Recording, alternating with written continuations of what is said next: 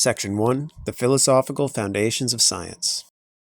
Let's start with the etymology of the word science itself. As it is with just about every word in English, it can be traced back to the Proto-Indo-European language. Our reconstructed form in this case is ske, which meant to cut or split. As later languages began developing, this form would evolve into various words across regions and cultures, such as the Old Irish skene, a type of dagger still used in Ireland and Scotland today, although the spelling has since changed. We also have the Greek schizein, meaning to persist or persevere, and then the Gothic and Old English skydan, in both cases meaning to divide or cut.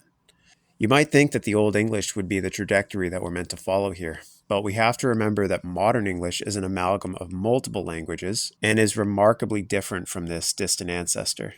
One of the primary languages on which modern English is built is, of course, Latin, where ske would become scindere, meaning to split, cleave, or rend.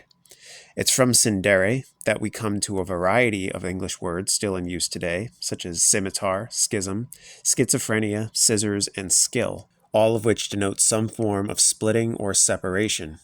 And to answer any confusion on the part of the word skill, one might make the argument that a possession of one tends to separate us from our peers. This is my most educated guess as to the linguistic logic here. Anyway, scindere would eventually evolve within the Latin language to become scientia, meaning knowledge, knowing, and expertise, which I assume was following a similar logic to skill as just mentioned. We derive such English words as omniscience, conscience, nescience, and prescience from scientia, and it should be obvious that each of these use science as a suffix, and all relate to the act of knowing in some way. Omniscience means all-knowing, conscience means literally with knowing, nescience means without knowing, and prescience means know before. It's from scientia that we get the old and modern French word science, meaning a state or fact of knowing, that which is known, knowledge acquired by study or information. Note that the spelling of this French word is exactly the same as our own word science. We just say it in a more English accent, making it a loan word which we've anglicized over time. The definition is also a pretty good fit as well. But this section is titled The Philosophical Foundations of Science, which implies that science is in some way rooted in philosophy. It's quite the case that science would not be here if not for the advent of philosophy, which, for those who might not know this, is a word which simply means the love of knowledge, from philo, love, and sophia, wisdom. This also means that the methodology that we call science nowadays is something that hasn't always been with us. As a matter of fact, the word science and scientist weren't even fully adopted into the English language until around 1834, when the English polymath William Ewell first coined it. But that means such illustrious household names of, quote, scientists, such as Sir Isaac Newton and Nicholas Copernicus, were never actually called scientists during their lifetime. So then, how did we come to adopt this word, and how did it emerge out of an intellectual tradition? The world of philosophy is, as one might imagine, immensely complex. To study it earnestly means to sift through mountains of writings and lectures from geniuses and pseudo-geniuses alike, all who believe their contributions to the mystery of life, existence, and everything in between were worth talking and writing about. There are numerous back and forths, contradictions, convoluted jargons, misunderstandings, and outright plagiarisms. And when one considers the complexity of existence, they can see that there's quite a few different choices of topics to think about. Thus, there are many different types or fields of philosophy, and any given philosopher can choose to concern themselves with one, depending on what they're most interested in. And a common breakdown splits it into 7 categories, which are seen here, each of which can be summarized with a particular question that they're most keenly focused on.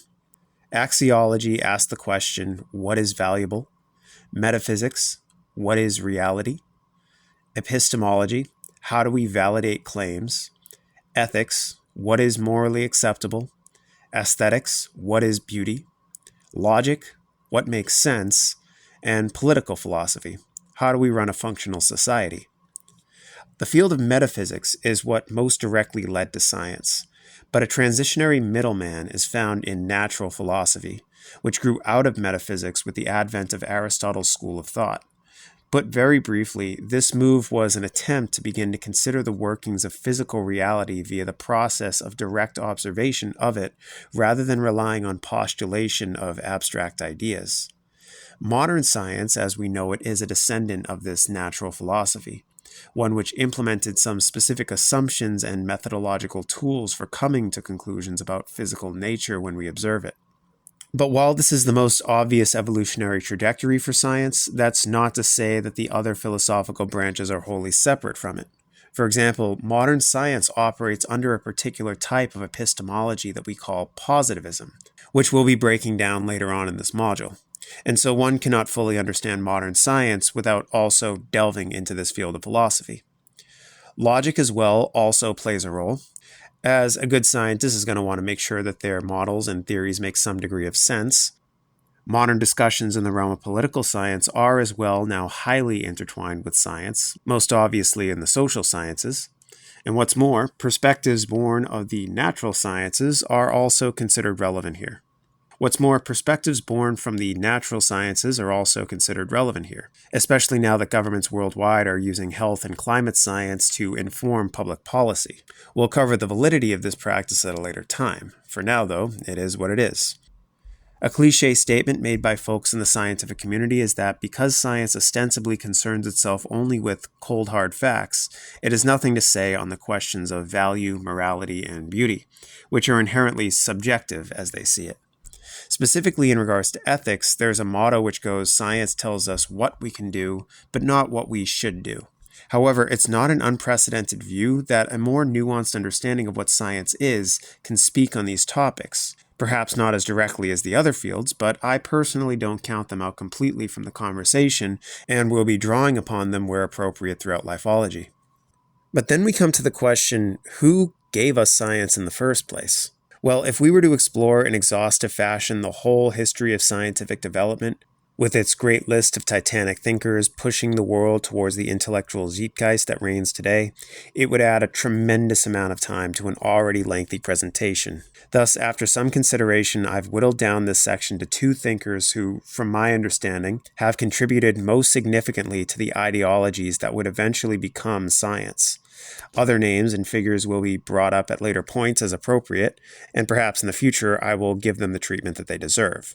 But for now, the two philosophers that I've decided are indispensable here are the Greek Aristotle and the Prussian Immanuel Kant. Aristotle is often credited with being the first true scientist of history.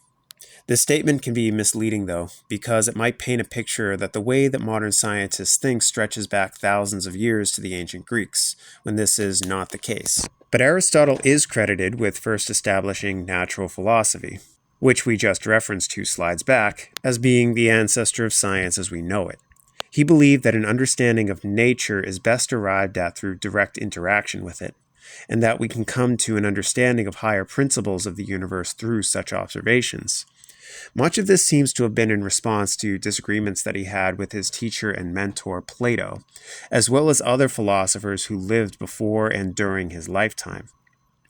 At the time, the followers of Plato's philosophy, aptly called Platonists, believed that nature was an imperfect representation of divine forms, sculpted by an all-powerful creator being, which for simplicity's sake we can say was akin to a god. Thus, one could not arrive at a full understanding of the universe simply by studying and observing its objects, but rather through logic and rationality. But Aristotle also had other contemporaries who held a more mechanistic view of nature, such as the philosophy of atomism, which was first propounded by Democritus. These types asserted that there was no higher implicit order to the universe, and that everything that existed could be viewed like random billiard balls slamming into each other, eventually giving rise to all the matter that we see around us. Aristotle saw both Platonism and atomism as too extreme, and sought to find a middle way of sorts between the two worldviews. We don't have time to go into a thorough exploration of his entire worldview here, since that's not within the scope of this module. But a few important points to mention are that he very much believed in a soul, although his conception of what it was is probably going to be unfamiliar to most people today. But he believed that it was tied to an object's potentiality, or an innate ability to change its form over time, such as a seed transitioning into a tree. Processes such as these, he argued, showed some level of implicit order in nature that could not be adequately described by atomism and other mechanistic worldviews. Strangely, this debate that Aristotle was trying to reconcile still continues today in a slightly altered form, where we have religious fundamentalists on one side of the cultural fence arguing that the world is primarily a fallen and imperfect representation of what the Creator originally intended, and those of a more atheistic persuasion on the other side arguing that there are no higher realms and that the physical material and mechanical laws which govern it are all there is.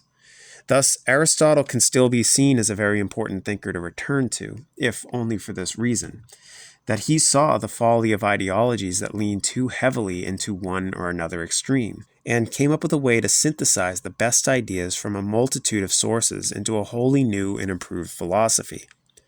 On a more mundane level, he was also involved in a few specific endeavors that sound an awful lot like what modern scientists do.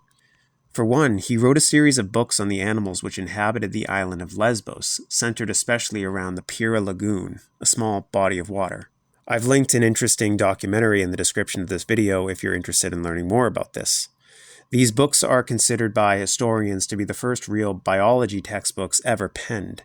Apparently as well, he made a series of highly detailed anatomical sketches of various animals that have been unfortunately lost to history. And then perhaps his most notable pupil, Theophrastus, worked with him on this biological categorization process. But where Aristotle focused on documenting the animals, Theophrastus studied the plants. The result of his labors led to the creation of the classic work Historia Plantarum, or History of Plants, a highly detailed encyclopedic volume of virtually all known plants of import at that time. For this reason, he is universally cited as the father of botany, or plant science. Finally, Aristotle was also the personal teacher of none other than Alexander the Great when he was a young boy. Alexander greatly respected his teacher, and after he began his conquest of the known world, would send back exotic plant and animal specimens to Athens for Aristotle to study. He would also use the riches he garnered in his military campaigns in part to fund Aristotle's research. Funnily enough, this would be the first instance in recorded history of research grants being given, a practice which is still in full swing today in universities and laboratories around the world. The Prussian Immanuel Kant was born in the city of Königsberg, or the modern-day Russian city of Kaliningrad. He was an extremely important figure in the development of an enormous array of philosophical insights that, again, we don't have time to get fully into here. Only to say that his work synchronized a great many of those previous fields of philosophy we mentioned, and especially important for the development of science was his work in epistemology, the philosophy devoted to determining what the foundation of reality is and how we can know what it is we think we know. One of his most famous concepts was the delineation that he drew between the two spheres that reality occupies.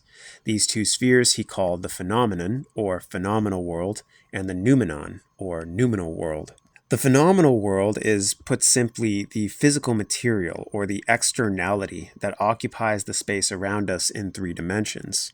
And the noumenal world was all that was encompassed by the human mind, a realm that was impenetrable by normal physical means, inherently ungraspable in any final or objective sense. It's a thing that's only directly experienced on a subjective level, and so will be interpreted differently by each individual. So we have no real way of being able to make any final statements about the mind and human nature. We can only investigate them phenomenologically. But any insights we gain from these investigations are philosophically problematic for many reasons. Because if we only experience the phenomenal world through the lens of the mind, then we can never really be sure that our understanding of how things work won't always be obscured or blinded in some way.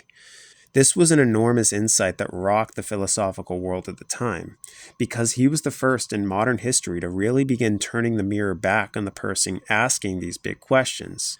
How can you really be sure that anything that's being filtered through your mind is accurate or trustworthy? And while this practice may be fairly commonplace now, it's only so because of Kant.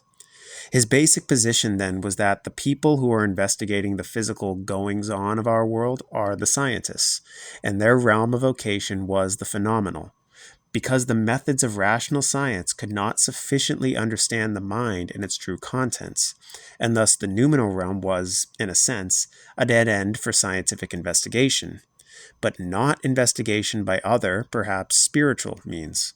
For further reading, he laid down his case for this idea in his now famous work, The Critique of Pure Reason. What he did was put modern science in its rightful place, establishing it as a means of dissecting and understanding the phenomena of nature and creation, the physics, chemistry, geology, and the like. As for the mind, the noumena, modern science, with its external focus, has no real way of providing any credible insight into it. However, many in the scientific world nowadays aren't really satisfied with this, and it's become commonplace for them to make attempts to comment on the noumenal realm. However, they're attempting to contextualize it by material means only. And while this may lead to some interesting insights into human biology and the functioning of the physical brain, it's done little to dethrone the idea that the ultimate workings of the mind are unknowable. And it's their very scientific investigations that have led to this conclusion. It appears, at least for now, that Kant was correct.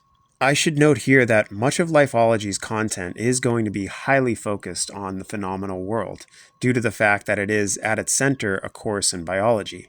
But this is met with a caveat. With this background understanding that all of the amazing and interesting discoveries in the field of biology are undergirded by this ever-present footnote that our understanding of how things really work on the most fundamental levels can never truly be understood in any final sense. Scientific information is not fixed, it's in constant flow. And as soon as it's not, as soon as the argument is made that science is settled, you effectively have a dead thought. Lifeology, given its name, is interested only in living thoughts. To conclude this section, we're going to define a few key terms that are going to keep coming up again and again as we move through this or any other course in science. And I've taken these definitions directly from the writer Jonathan Maloney because I think he did a great job with them and I can't really see myself doing any better. The first thing to define is a scientific fact, which is an observation that has been repeatedly confirmed and is accepted as true. However, within science, truth is never final, and what is accepted as fact today could be modified or even discarded tomorrow. A scientific law is a descriptive generalization about how some aspect of the natural world behaves under stated circumstances as demonstrable by a mathematical equation. And finally, a scientific theory is an explanation about some aspect of the natural world that has a broad and deep body of evidence to support its acceptance. It can incorporate facts, laws, inferences, and tested hypotheses. And we'll learn about inferences and hypotheses in some later sections of this module. So, I'll see you guys there.